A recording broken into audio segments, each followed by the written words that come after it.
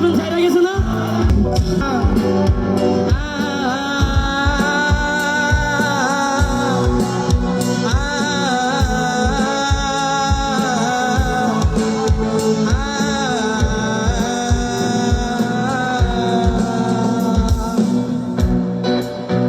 তোমরা তো বলছিলে তোমাদের নাকি গার্লফ্রেন্ড ছেড়ে চলে গেছে, তাহলে সবাই গাইতেছো না কেন? সবাই একসাথে গাইতে হবে, সবাই একসাথে।